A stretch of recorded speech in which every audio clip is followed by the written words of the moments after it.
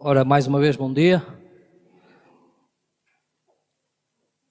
Eu quero aproveitar para agradecer pela presença de todos vós. É sempre um privilégio estar aqui. E neste último domingo do mês dos homens, mais concretamente, neste domingo doce proporcionado pelos nossos jovens, quero aproveitar também para frisar que este momento doce vai ser seguido logo de uma caminhada para quem quiser perder essas calorias extras que foram adquiridas agora. Serão sempre bem-vindos e poderão nos acompanhar nesta caminhada que tem como tendência evangelizar quem pudermos evangelizar.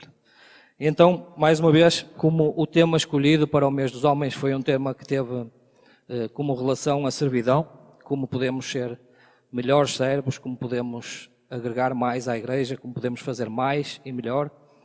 Nestes últimos 3 domingos ouvimos mensagens que tenderam para que isso pudesse acontecer. E hoje não poderia deixar de ser diferente e, tendo em conta tudo isto que vimos ao longo deste mês, gostaria de convidar os irmãos a abrir as Escrituras. Eu sei que o irmão Romualdo, na escola dominical, falou sobre este tema, mas não foi nada combinado. Foi apenas o Espírito Santo que nos guiou assim. E gostaria então que os irmãos pudessem abrir a Escritura no Evangelho de Lucas, no capítulo 24, em que teremos o privilégio de ler desde o versículo 13 ao 35.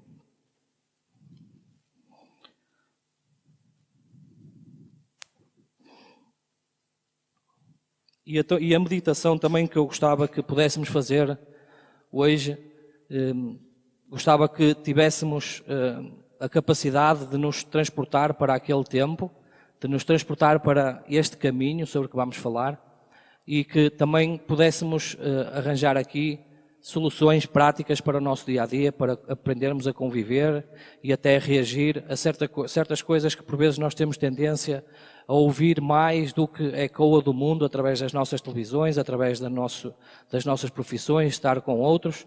E temos tendência que quando ouvimos mais o que ecoa do mundo, acabamos por não prestar tanta atenção às palavras que vêm da boca de Deus.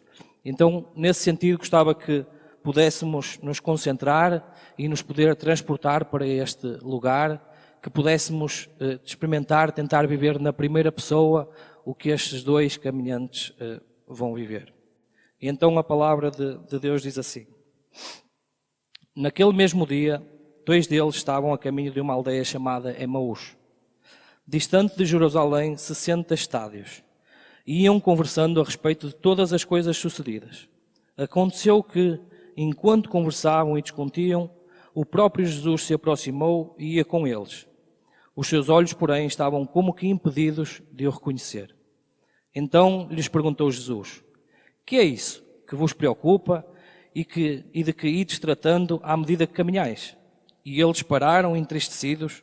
Um, porém, chamado Cleopas, respondeu dizendo: és o único, porventura, que, tendo estado em Jerusalém, ignoras as ocorrências destes últimos dias? E ele lhes perguntou: quais? E explicaram o que sucedeu ou o que aconteceu a Jesus, o Nazareno, que era varão, profeta, poderoso em obras e palavras diante de Deus e de todo o povo. E como os principais sacerdotes e as nossas autoridades o entregaram para ser condenado à morte e o crucificaram. Ora, nós esperávamos que fosse ele quem havia de redimir a Israel. Mas depois de tudo isto, e já é este o 3º dia desde que tais coisas sucederam, é verdade que também que algumas das mulheres das que connosco estavam nos surpreenderam tendo ido de madrugada ao túmulo e não achando o corpo de Jesus, voltaram dizendo terem tido uma visão de anjos, os quais afirmaram que ele vive. De facto, alguns dos nossos foram ao sepulcro e verificaram a exatidão do que disseram as mulheres, mas não o viram.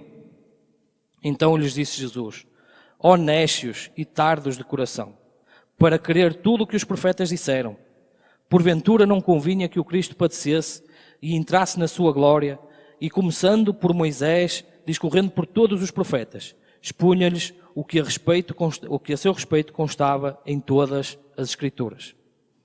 Quando se aproximavam de aldeia para onde iam, fez ele menção de passar adiante, mas eles o constrangeram, dizendo: fica conosco, porque é tarde e o dia já declina. E entrou para ficar com eles.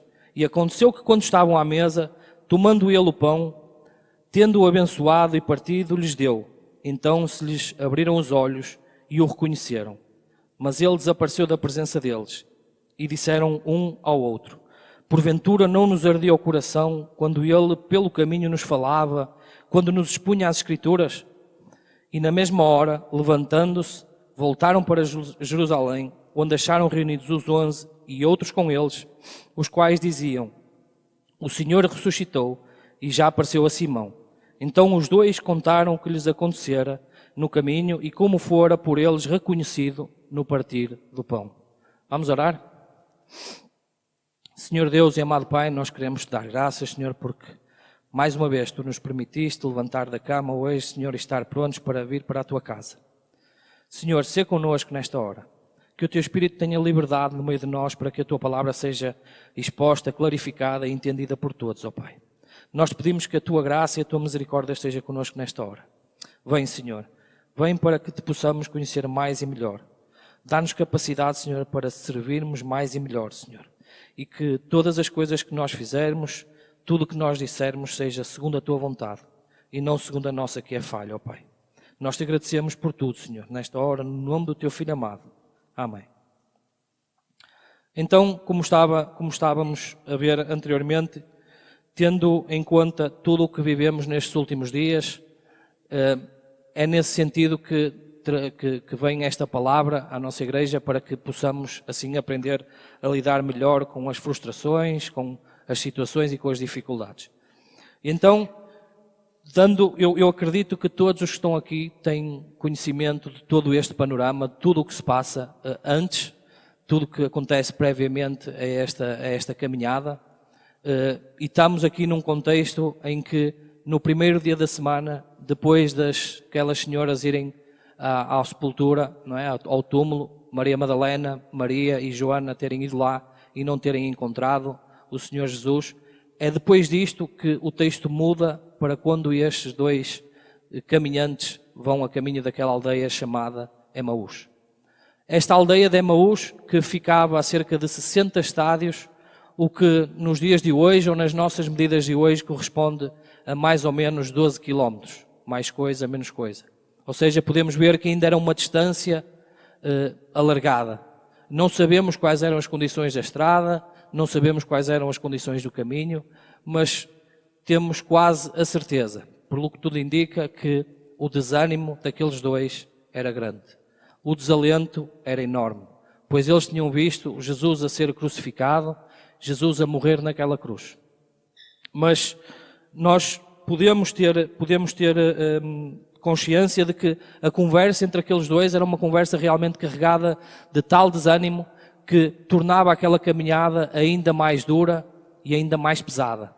Podia até ser mais difícil de a fazer, mas ainda assim eles faziam. Não sabemos se eles estavam a fugir por temer pela vida, porque depois agora todos os romanos andavam atrás daqueles que seguiam a Cristo, não é? Mas ainda assim, eles em toda esta caminhada chegam a um ponto em que dão por ela e estão a ser acompanhados por mais um peregrino, não é? E eles ainda não sabem quem é esse peregrino, mas pelo que nós podemos ler nas Escrituras, e com toda a certeza podemos afirmar que esse é nada mais, nada menos do que Jesus. E os seus olhos não o podiam ver, diz a Escritura. Por algum motivo que podemos ver mais à frente, os seus olhos eram incapazes de identificar Jesus. E isso nós também podemos identificar como algum bloqueio espiritual até da parte daqueles caminhantes. Porque eles andaram com Jesus, e diz a Escritura que eles viram os feitos e acompanharam os feitos de Jesus, e ainda assim eles não tinham entendido a mensagem mais importante que Jesus tinha feito, não é? Então, quando eles estão a caminhar e Jesus o acompanha, ao ouvir tudo isto, Jesus faz-lhes aquela pergunta de: o que é isso que vocês estão falando? Que palavras são essas que vocês vão a trocar ao longo do caminho, que parecem desanimados? E eles, se por um lado ficavam mais entristecidos, porque tinham que novamente pensar em tudo o que tinha acontecido, imaginar todo aquele filme que se passou, desde a perseguição até à crucificação de Jesus, ao facto de o seu corpo ter desaparecido, tudo isso, ao que parece, lhes causava desânimo e até desalento. E Jesus, vendo isso, faz aquela pergunta. Mas, para além dessa pergunta, os discípulos, para além de ficarem tristes por terem de relembrar tudo, eles ficam também como que estupefactos, porque como é que era possível naquela altura, depois de todas aquelas coisas e naquele meio tão pequeno, aquele peregrino ainda não saber o que é que se passava. E eles perguntam-lhe se Jesus não sabia o que é que se tinha passado, e esta pergunta acaba por ser muito irónica, sabendo a quem ela é dirigida. Como é que nós vamos perguntar àquela pessoa se ela não sabe o que se passou, se Jesus é o único que pode testificar em primeira mão e em primeira pessoa tudo o que se passou? Ele é o único que pode clarificar, é o único que pode explicar, é o único que pode mostrar tudo o que se passou, desde a perseguição até à tortura, até à crucificação, até à ressurreição.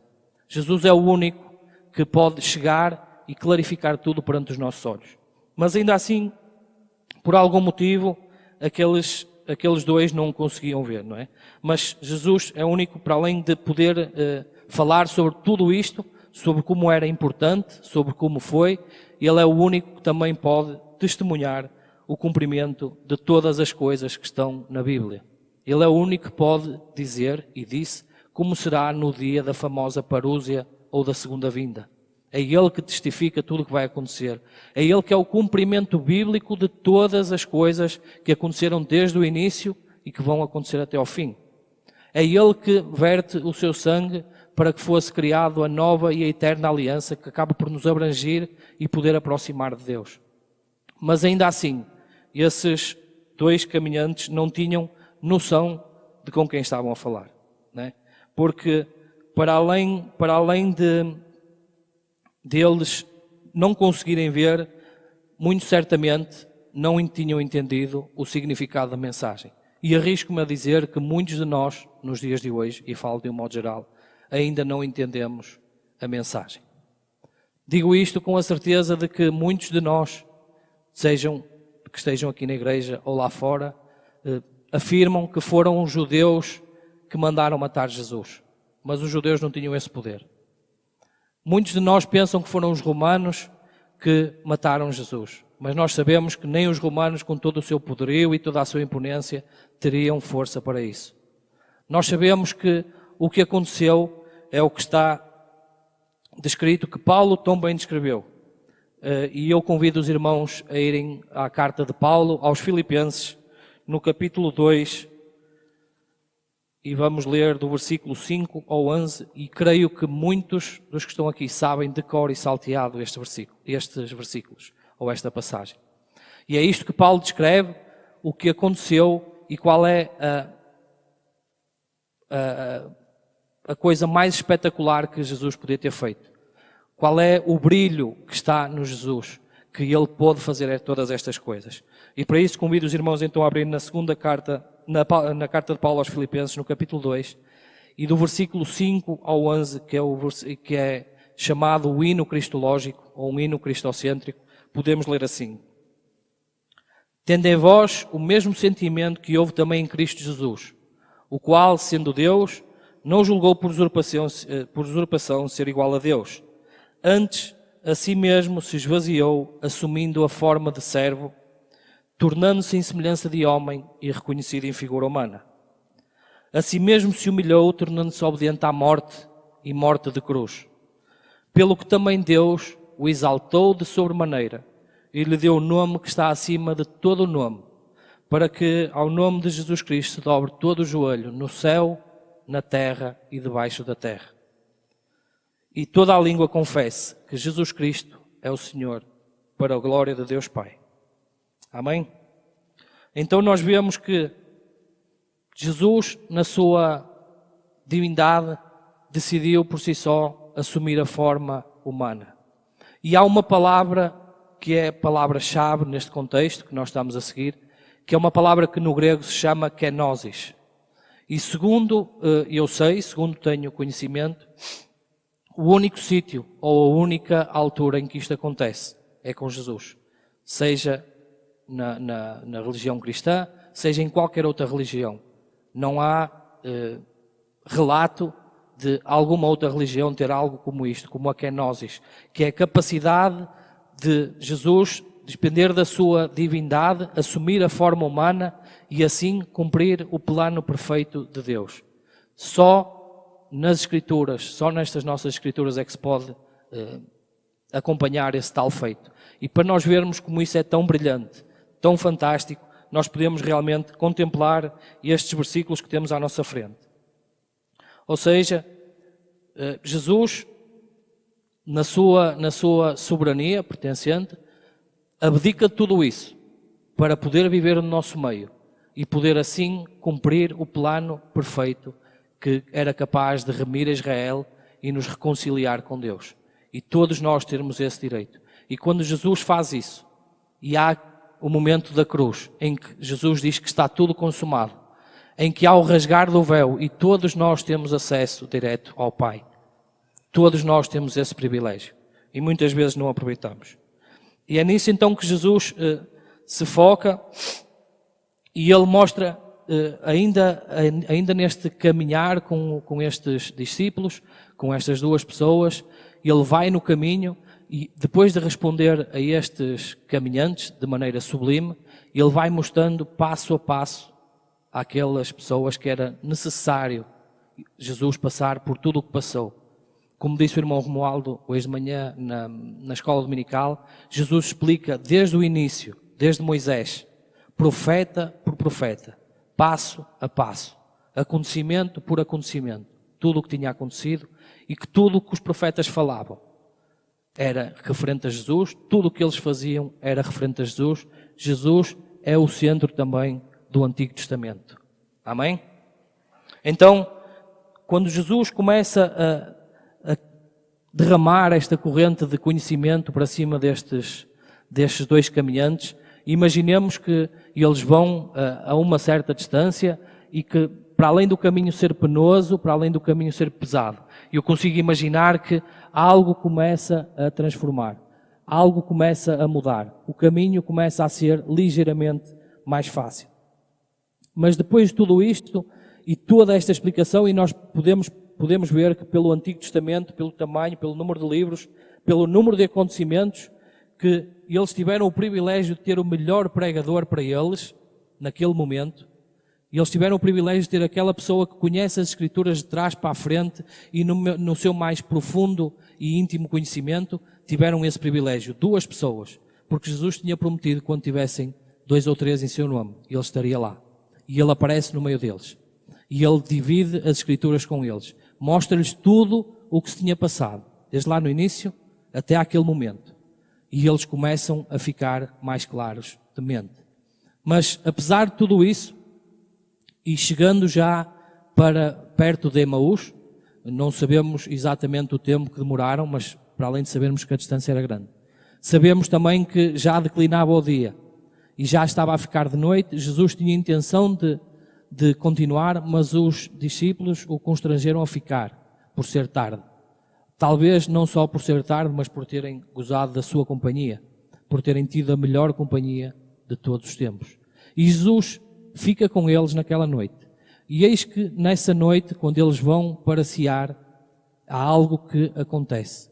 Se na última ceia, antes de Jesus ser crucificado, todos eles, ainda que não tivessem entendido a mensagem de certo e ainda discutiam cargos privilegiados, quem teria a melhor posição, fosse ela de general ou fosse ela de seja o que for, porque eles ainda acreditavam que Jesus iria tomar, ou que o líder de Israel iria tomar Israel pela força.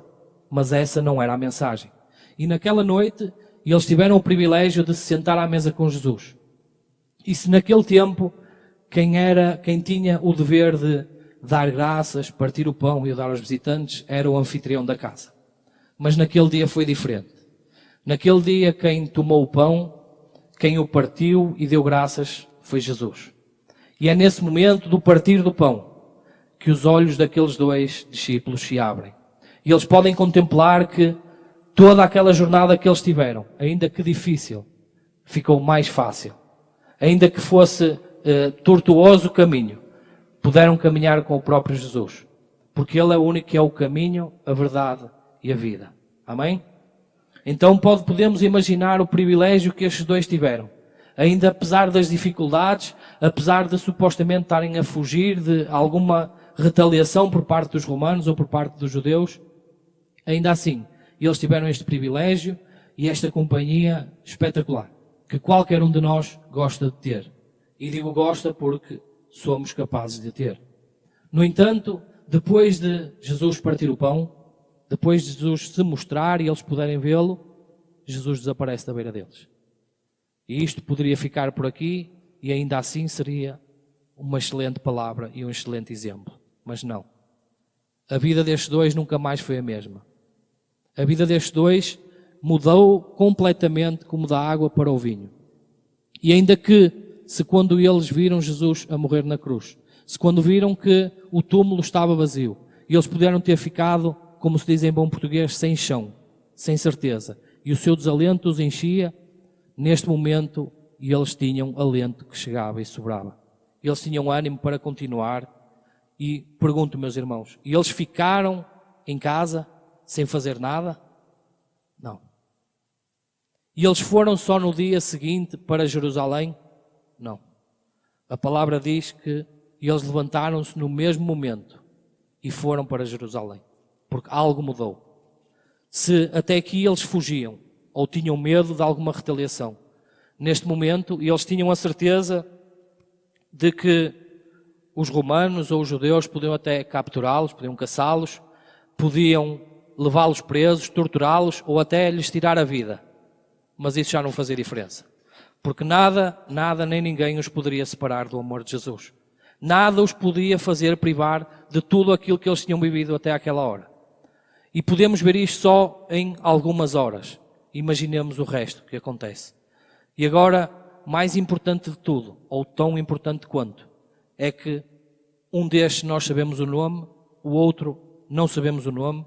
Mesmo sabendo o nome de Cleopas, não temos grandes escritos sobre eles, mas no entanto Jesus os escolheu para se mostrar e para que eles tivessem o seu trabalho e a sua dedicação. E eles assim o fizeram, porque não interessa quem nós somos, não interessa o que eu sou. O único que tem poder ou ousadia e coragem para usar a palavra eu sou é Jesus. Ele é que é o único que pode dizer que Ele é o caminho, Ele é o bom pastor, é o único que pode usar essa poderosa palavra, e eu sou. A única coisa que eu posso afirmar que eu sou é um pecador. A única coisa que eu posso afirmar que eu sou é como Paulo assume cada vez que conhece mais a Jesus, é que miserável homem que Ele é. Isso é a única coisa que nós podemos assumir. O resto é com Jesus. Mas foi por Jesus que eles depois saíram daquela casa. Capacitados por Jesus, que eles saíram e foram ter com os outros discípulos a quem contaram todo o sucedido. E tudo isto que os fez mudar, que os fez alterar o curso da sua vida ou o curso daquilo que eles queriam fazer, porque deixaram de fazer a sua vontade, que era ir para Emaús e depois, não se sabe, mas passaram a ir para a zona do confronto. Passaram a ir para Jerusalém, onde os que seguiam a Jesus eram mal vistos, onde os que seguiam a Jesus eram criticados, perseguidos e humilhados. E depois sabemos que, pelo que diz as Escrituras, o próprio Saulo de Tarso acaba por começar a perseguir os cristãos e a matá-los. Mas não importa. Nada mais disso importa. Porque aquele encontro com Jesus fez toda a diferença. E tendo em conta tudo isto que nós vemos no nosso dia-a-dia, tudo isto que entra pelas nossas casas adentro, pelas televisões, há algo que depois de ler esta passagem me vem à mente. O pastor iniciou uma série de pregações em que falava sobre cada monte e a sua importância. E depois de ler esta passagem e meditar sobre ela, há algo que me vem à mente e me transporta para alguns anos atrás, porque a palavra de Deus tem esta capacidade de nos transportar, seja para onde for. E esta passagem transporta-me para o Monte Moriá, onde Deus pede a Abraão para levar o seu filho e o sacrificar naquele monte. E Abraão, ainda que entristecido, faz o que Deus manda. Abraão prepara a lenha para o holocausto. leva o seu filho para o poder sacrificar, ainda que contra a sua vontade, mas faz tudo aquilo que Deus lhe pede. Mas se bem se lembram do que acontece no fim dessa passagem, podemos saber que quando Abraão está prestes a executar o seu filho para que o holocausto pudesse ser feito, quando Abraão levanta o cutelo, Deus manda-o parar. Deus sabe que Abraão era fiel para fazer. E então Deus manda parar e manda prosseguir a sua vida e providencia o Cordeiro perfeito. Tanto é que Abraão chamou aquele local Deus proverá. Uns poucos séculos mais à frente, o Cordeiro perfeito está lá. E no momento em que Jesus está na cruz, o cutelo da justiça de Deus não para e executa o plano perfeito. Mas Jesus acaba por estar 3 dias e ressuscita. Amém? Podemos dar glória a Deus por isso? Glória a Deus. Amém. Jesus é o Cordeiro perfeito, o Cordeiro que tira o pecado do mundo.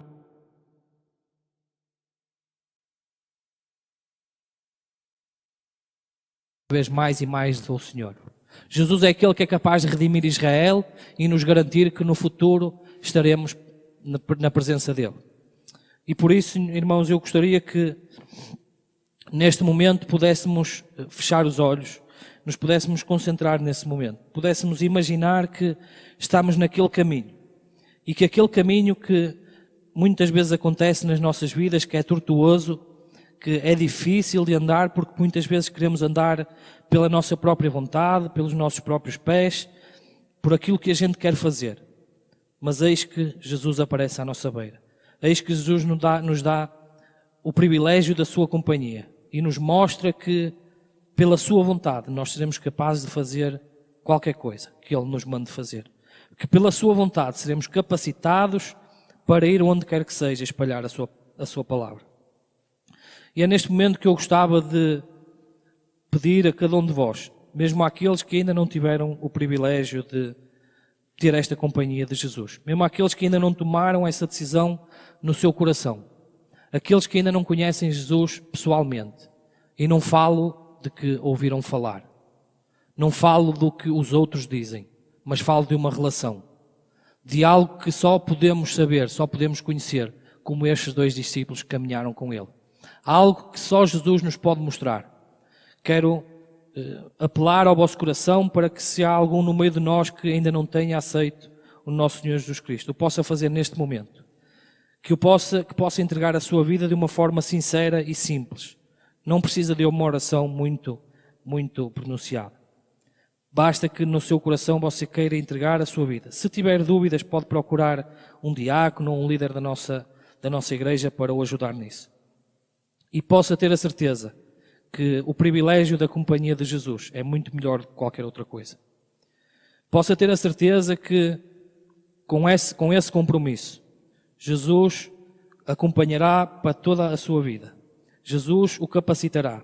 Mas ainda melhor que isso é ter a certeza de que o seu livro possa ficar escrito no livro da vida. E naquele dia possamos estar juntos em celebração nas bodas do Cordeiro. Amém?